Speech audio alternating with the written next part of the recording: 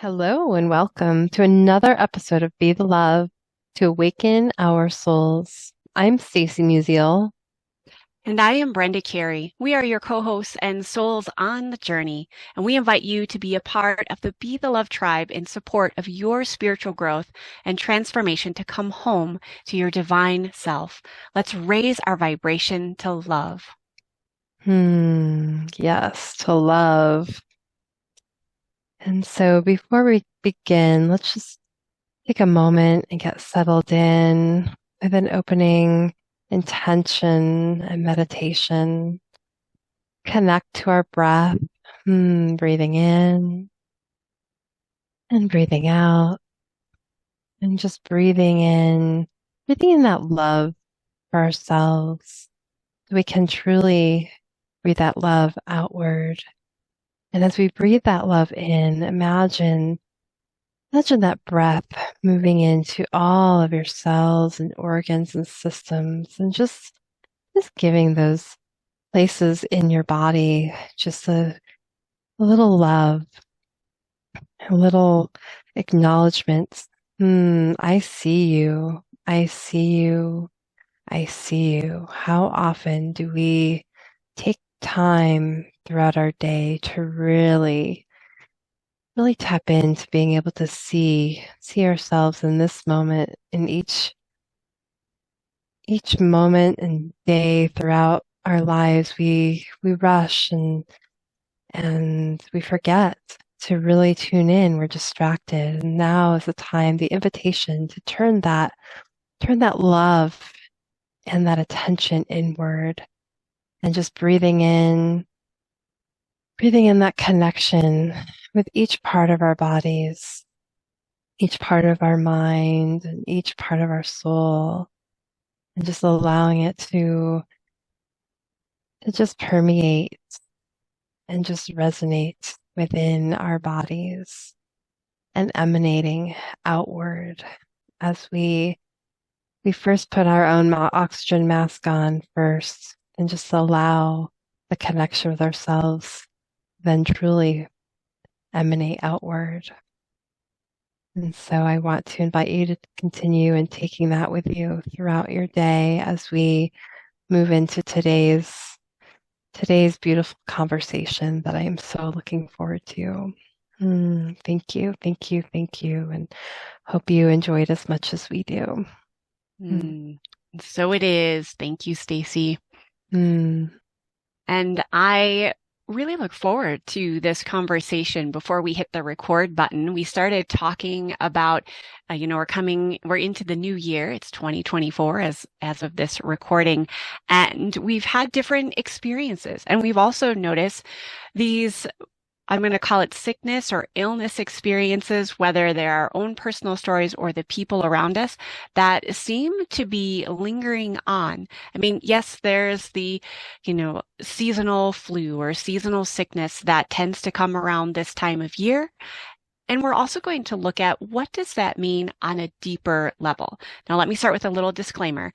By no means is this medical advice. So Stacy and I are not medical doctors. We're not speaking from that place, but we're going to be sharing our stories and experiences and really looking into what can be some of the spiritual lessons of when we are struggling with illness. And that could be the seasonal flu. That could be something a little bit more chronic, like autoimmune conditions or something along those lines where it just keeps lingering on.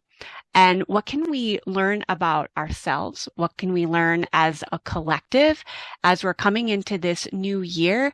And you might feel like you are like trying to move forward into this year or trying to make this, the visionary year that you wanted to, but then you get sick or, somebody else gets sick. Like my kids got really sick over Christmas. And so we might be caretaking for someone who's sick.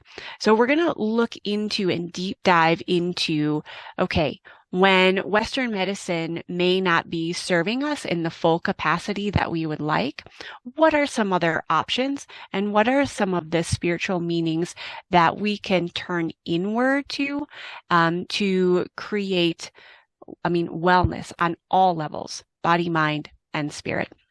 Hmm. I really love this conversation because, it's such a, beautiful invitation, when we have been, um, our bodies, are talking to us, right? And our bodies, like if they send us it usually starts out at this subtle level and it starts to be subtle. And then it's like this loud bang that, okay, now we really have to pay attention. What is this, right? And that might be, um, well, for my personal example and most recent, over the holidays, I got really sick and, I was not getting better and it was lingering for weeks. And then finally I decided to go, well, I had some blood work done and I was I learned that I was having an autoimmune flare, and I hadn't had one of these in years.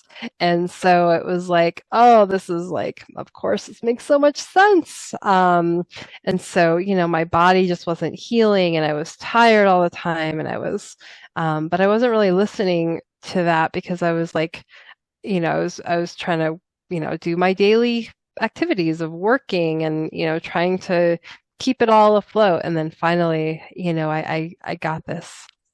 Um, I personally don't want to, you know, I don't want to assign a label to myself. Sure. But I do want to recognize that, my body was having this flare up. And so, but what I know, I went to the Western doctor, and I said, I'm not healing. I was like, my throat is hurting.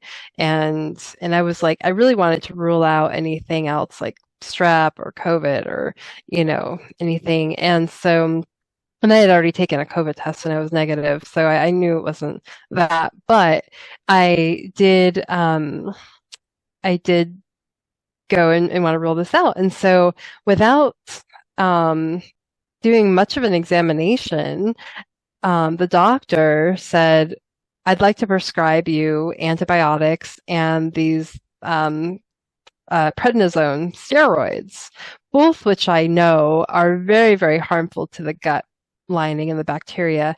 And yes, I believe that they are there to serve a purpose when necessary. But I really had to take this information and listen to my own intuition. This is before I had the knowledge of my blood work and or what I should do with it. Because I think I did have the knowledge of my blood work. I just wasn't sure how to proceed with it in that moment because I was still having these cold symptoms.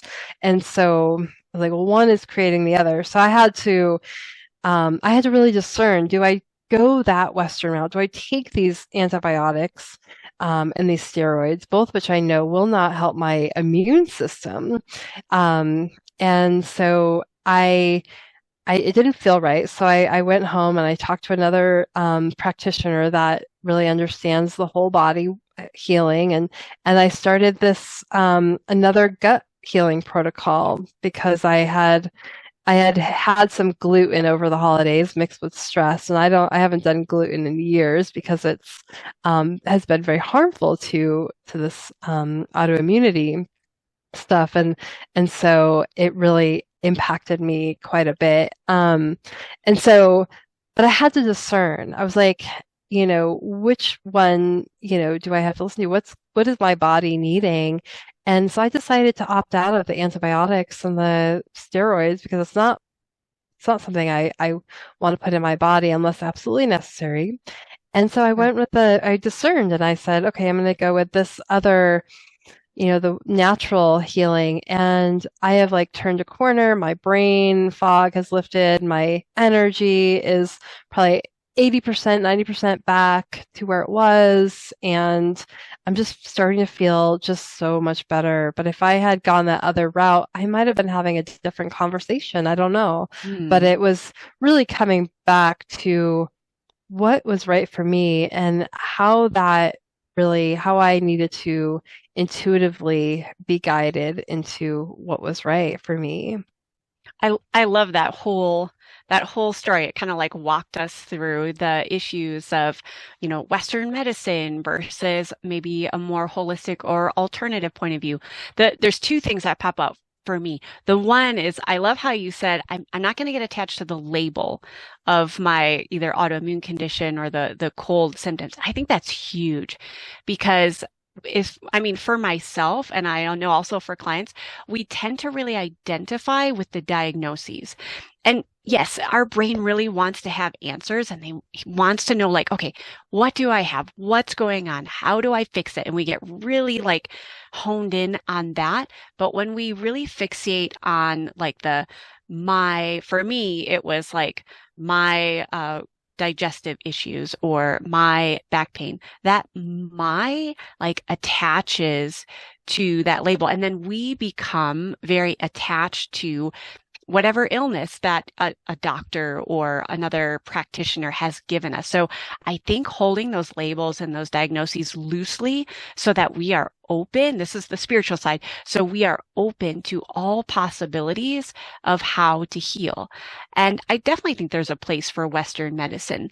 I think sometimes there's this friction between spirituality and Western medicine. Like someone's not spiritual enough if they have to use Western medicine prescriptions. I don't necessarily believe that at all.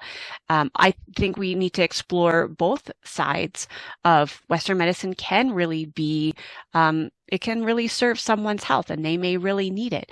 Hopefully only for a short period of time, because like you said, some of those drugs like steroids, long-term use of antibiotics, it has unfortunately really poor side effects, not only on the gut, sometimes also on neurological function as well. So just taking into consideration, like what are the side effects? I always ask questions. I didn't used to, but now when I do go to a Western doctor, and recently I did to check my ears because I'm having ear pressure. So I haven't had the typical like seasonal flu issues, but I've been having a lot of head pressure, which stems from the back of my ears. So I thought, oh, it's got to be my ears are clogged. Well, that's not the case.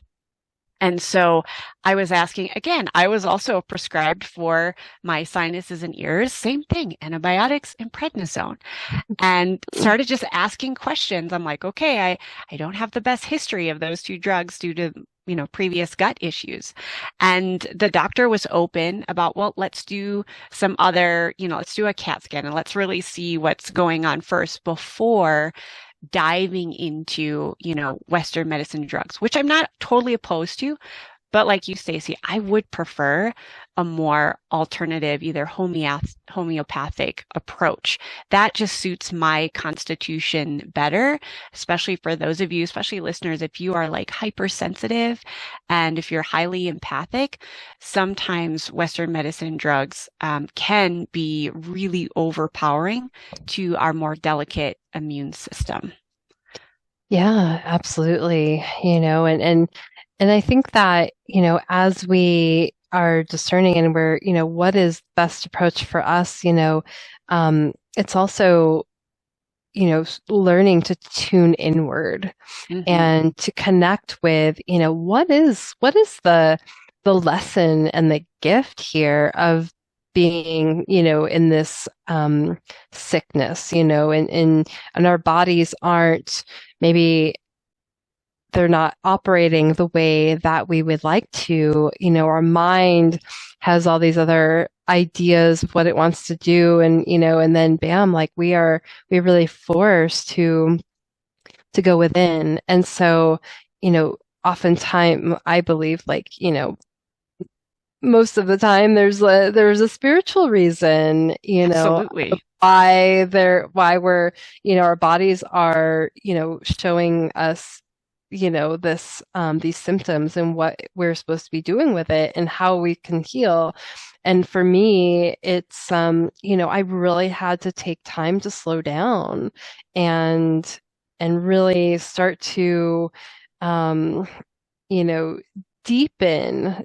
I mean, I thought I had a connection with myself before, but I was wrong. I was like, no, I need deep in my connection with myself on such a deeper level than the mind was at the time, so busy focused on what it wants to create and what it wants to do. And I was like, I get excited and all that. But I was like, no, I have to like really like deepen my connection with myself and so that was for me the spiritual lesson to really find space for myself Mm, um, in a time where I was really giving a lot to others and a lot of my energy, a lot of my time, a lot of my, you know, um, just a lot.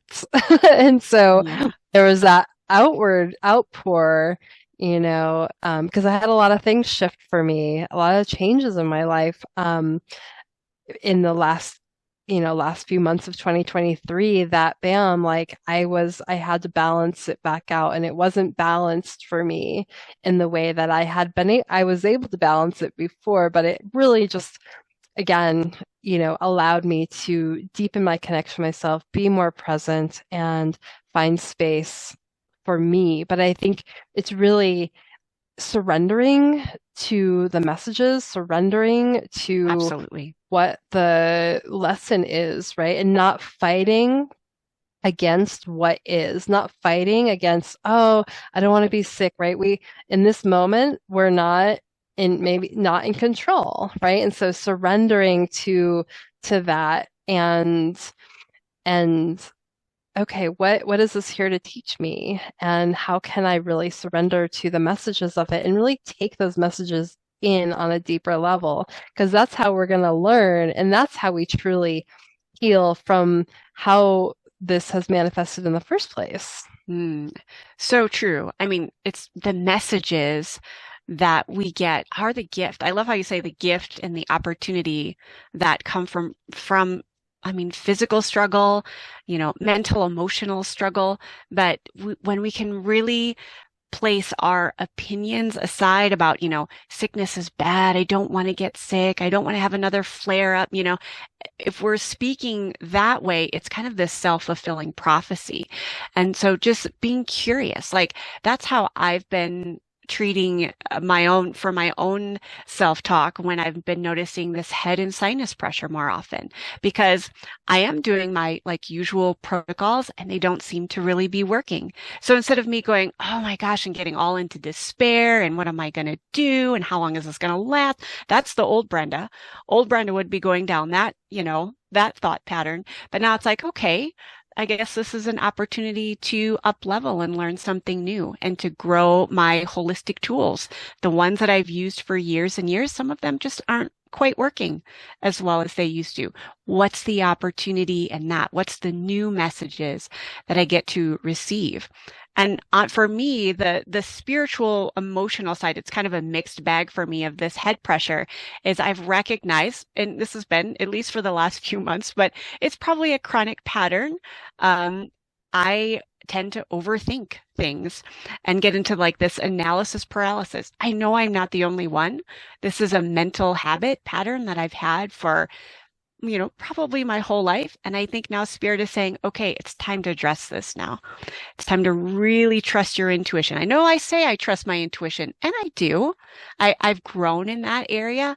And then here's a whole, like you said, we're digging deeper and it's getting to a new level of trusting intuition, of, releasing the overthinking, over chattery mind with possibly new holistic tools that I truly feel will be presented to me in the time that I need or the person with the, right information that I need. I trust in that. And I think that can really be the beauty of going through the sickness and struggles. Absolutely. I think there's like, this purging process that needs to happen, right? And we have to allow the body and the spiritual, bodies and the emotional bodies to really purge. And that's what it's felt like for me is, allowing this purge of what was no longer serving me because then I was just going through this physical release and emotional release. I had, I was allowing myself to like what was at the depths of this, the feelings, and allowing that just to pour out. And so, really, tapping in what is coming up, right? And sometimes it's getting below those deeper levels, or even the levels that, might feel like it's unknown and there's a stuck energy. And so what's under that stuck energy, and tuning into that stuck energy, because there's something juicy in there that helps to like, really move and purge that emotional energy that is continuing to be in those same patterns that we've been in for, maybe a lifetime. It's a maybe a survival tactic. For me, it was like, I went into this survival mode when I was, Mm. 24 years old, and I was a single mom, and I had to take care of, everything. And I had to go to work and, take care of this child, and put myself through school. And so I went into survival mode of like work, work, work. And so that part of that pattern stayed with me even after he was all grown up and everything. But I think because he also came back, my son's living with me now again. And so I think I was just maybe, my body remembered, what that was like. And I went into those maybe old patterns of taking care, and so then, but I love it because like, I feel like, if we truly, truly listen and allow the process to unfold the way it needs to, we are learning and releasing lessons on such a deeper level so much quicker now than ever before. There's a quickening in our planetary systems, and we've got all these solar flares, and it's moving this energy that once may have lasted more than a lifetime, but now it's like, if we're open and aware of that, it'll help us move through these so much quicker. And sometimes it has to get worse before it gets better. So true.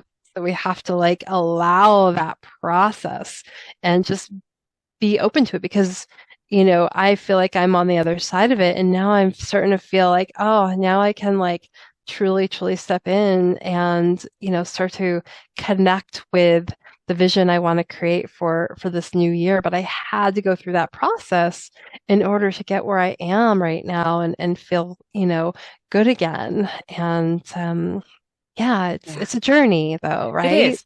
It is a process. And unfortunately, when we're stuck in it, it's like tunnel vision.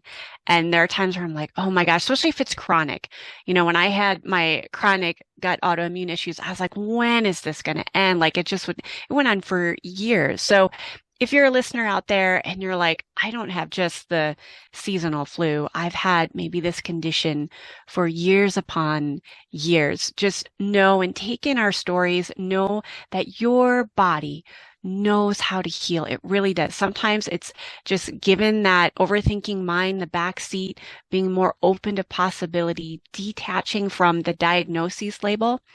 And as we wrap up here, I'm just going to send us out with a really short body wisdom meditation. You don't have to close your eyes or anything, but we're just going to kind of seal this sacred container that we've been talking about to tap into your own discernment and to ask for the spiritual wisdom that may be contained in whatever sickness, illness you might be going through right now. So I invite you to, if it's possible, place a hand on the area of your body that you feel needs healing. And so, like if it's your digestive issues, put on your gut. If it's something more emotional, place it on your heart. It could be more symbolic.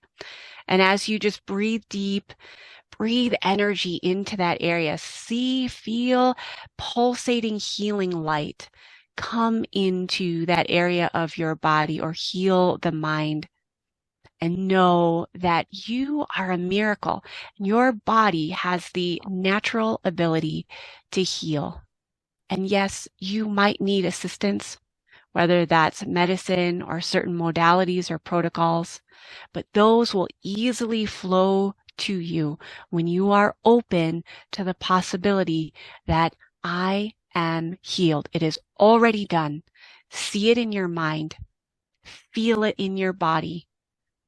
You are healed. It is done. It is done. It is done. And take one Mm. more really deep breath in. Send it on out into the world with love and light. And we thank you so much for listening to Be the Love podcast. Find a spiritual home with us and let's connect on Facebook, Instagram, or YouTube. We always appreciate a 5-star review on iTunes or Spotify. And we have a quick shout out. Thank you so much to Laura Stern. She is our 100th YouTube subscriber. And I think we're at I know, woohoo. So if you want to help support us, subscribe to our YouTube channel. Yes, we're on all the major podcast platforms and we are also on YouTube. Comment, like, click notifications so that you don't miss any of our weekly episodes. And I'm Brenda Carey, and as a holistic healer, I offer coaching and online programs to guide people in their sacred path to vibrant health. And my website is sacredpathyogaandreiki.com. And I'm Stacy Musial. I'm a psychotherapist specializing in whole person, deep soul healing. And you can find out about my work, my book, and programs at awakenyouремpoweredsoul.com. You can check out our links in the show notes. And stay tuned for more episodes being released on Mondays at 5:55 a.m. Mountain Time.